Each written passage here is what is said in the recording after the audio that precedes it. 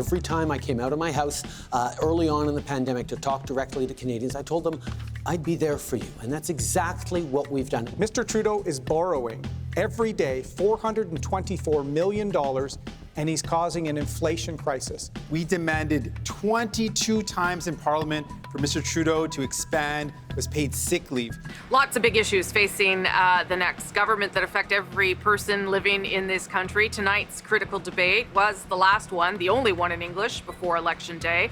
A lot of jockeying from all the leaders to get what they think are the winning issues out front and in front of Canadians. It's Thursday, happily, and I'm here with a special post-debate edition of At Issue. For the record, I would have made them come no matter what day it was, because we need them to talk about the format, the content, and the way this may or may not change the race. So let's get into it. Joining me now, Chantal Hébert, Andrew Coyne, Althea Raj, and Elamine Abdelmahmoud. Good to see everybody.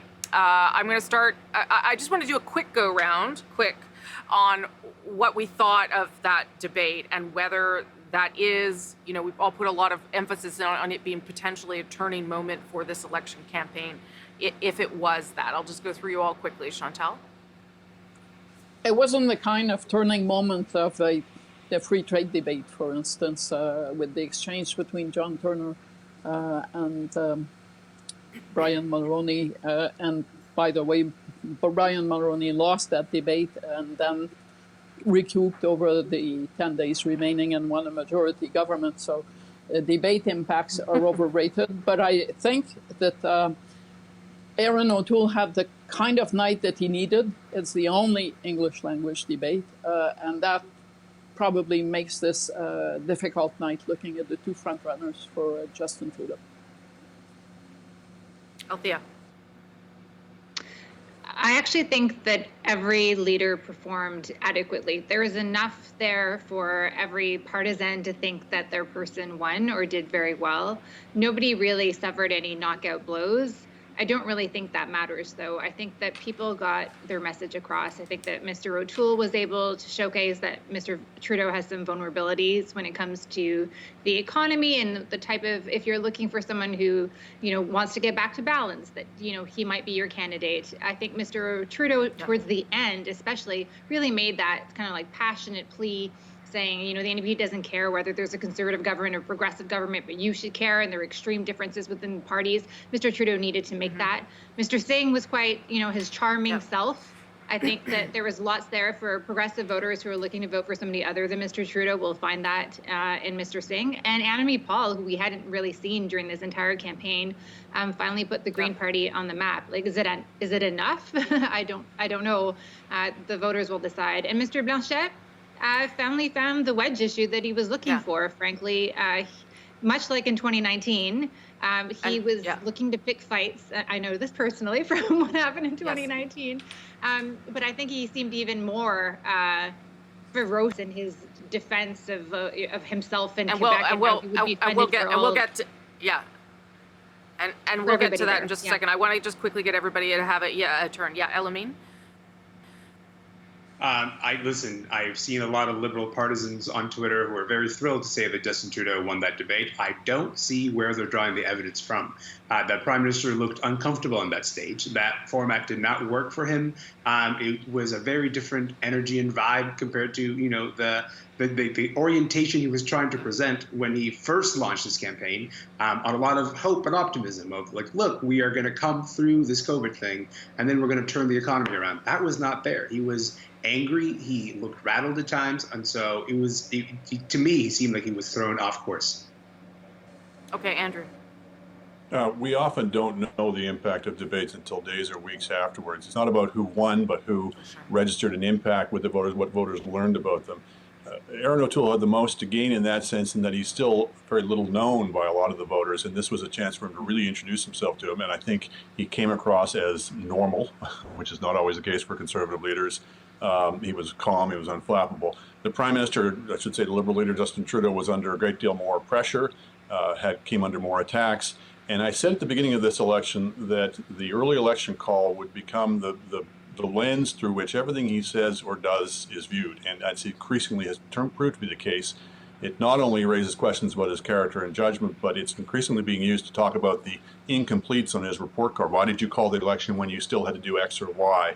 And you could see he was rattled by it tonight. And, you know, Marshall McLuhan was right. It's a cool medium. You need to come across calm and still, and he was jumpy and over-caffeinated.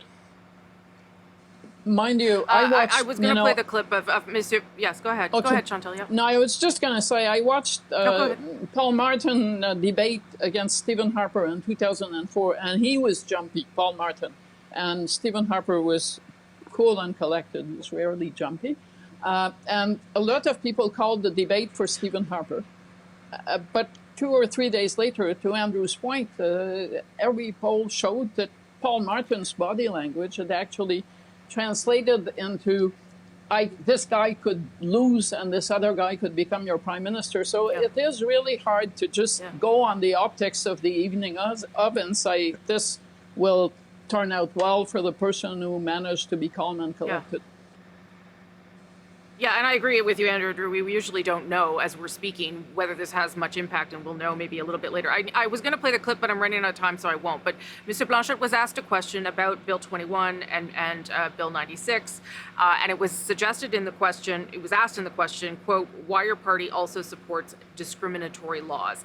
Mr. Blanchette has now turned that into a question about the rest of Canada thinking that Quebec is racist. That is not what the question said. But in Quebec, that issue of Bill 21 is viewed through the lens of secularism. So again, a quick go around from everyone on whether this gives him opportunity and changes everything. And again, I'll start with Chantal, then Andrew. Okay, so this is the lead story about the debate on La Presse's front page on the web, Le Devoir's front page, and probably tomorrow all of the Québécois papers in Quebec. So, and it is all about the question. I don't think you can get that much mileage out of it because this was an exchange between a moderator and a participant. It wasn't some other leader, Erin O'Toole or Justin Trudeau, who said that. That being said, it may be bad news for Erin O'Toole because this is a day of good news in Quebec for O'Toole, with François Legault saying he's more my guy than Justin Trudeau. But if you're going to rally around Blanchet because he was assaulted in the name of Quebec, those same voters that O'Toole needs may stick with Blanchet because of that. Andrew, and then I got to take a break. We'll come back. He was certainly working it for all it's worth. You know, if Erin O'Toole or Justin Trudeau were asked about a policy of theirs that was described as discriminatory, they wouldn't be able to fall back on the, oh, you're bashing me, you're bashing my people. They'd have to answer the question. So it's a tried and true tactic amongst Quebec nationalists, and we can see Mr. Blanchet working it for all it's worth at the end of what would otherwise have been a bad day for him. So I don't blame him for it. He seized on any opportunity he could find. And yes, we're going to be dealing with it for the next few days, probably. Elamine, you can have 20 seconds, and I'll start with you, Althea, on the way back. I mean, we do have to put this all in the context of trying for days, weeks at this point to make Bill 21 a wedge issue and failing at that. There's not a lot of breath, you know, in terms of that issue because the other parties were just not taking the bait over and over again. And so when we get to this place and the moderator gives Blanchette that opportunity, you know, he's going to get a week's worth of coverage out of it. It just so happens to be the last week of the campaign, so that makes it all the more potent.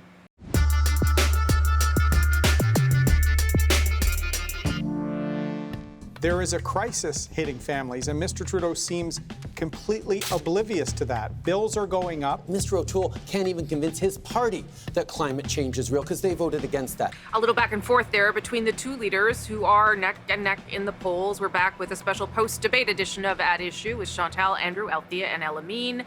Althea, I'll start with you because you didn't get a second chance there in the first round. The exchanges between Erin O'Toole and Justin Trudeau were interesting. I'm not sure that Justin Trudeau was as effective tonight as he was in French in terms of building this closing argument for the Canadian people around Erin O'Toole. What are your thoughts on how he did with that narrative tonight? Yeah, the format did not allow a lot of one-on-one interactions. It was so timed that, you know, he would speak and there would be an attack, but there would be no rebuttal until there was like two other leaders had spoken. So it kind of took the all the energy, momentum out of that exchange, and we didn't really see so many one-on-ones. I think that people who don't follow politics are probably not going to get that much from this debate. I'm not sure how much you could really learn and glean, but there were a couple of attacks. I think Erin O'Toole's note that Mr. Trudeau is good for ambition but not targets, I think can cut both ways for those on the center right and even those progressives who think that he promises a lot of great things but doesn't deliver, whether that's on getting back to balance or whether it's on building a pipeline.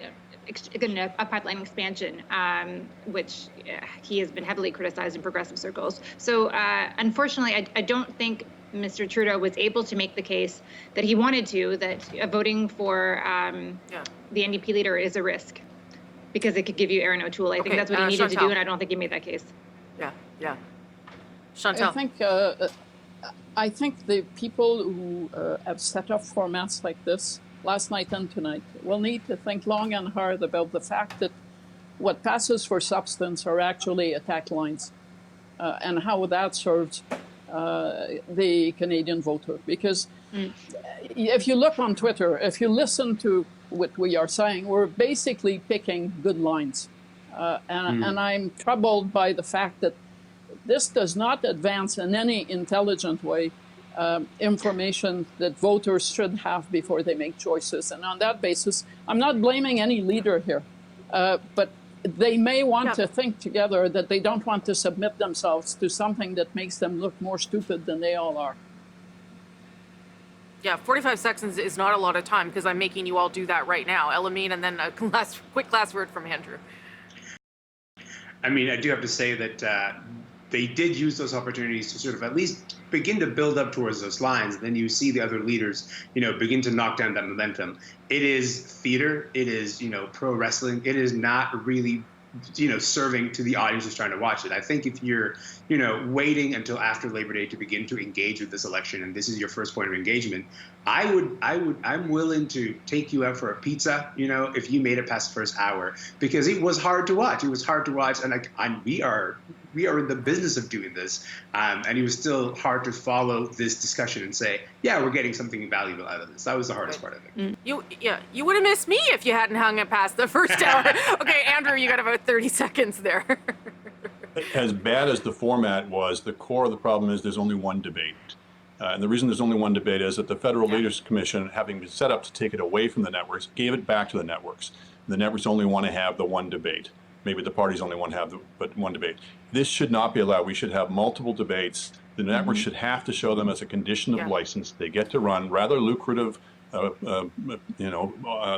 procedures. In return for that, every 4 years, they should have to give up a few hours of airtime so the public can actually get decent, watchable debates. I got to go. Remember 2015 where we had like 17 debates? Those were the days. Thank you all. Thank you for staying up late. Thank you for thinking on your feet. I appreciate it. That's that issue for tonight.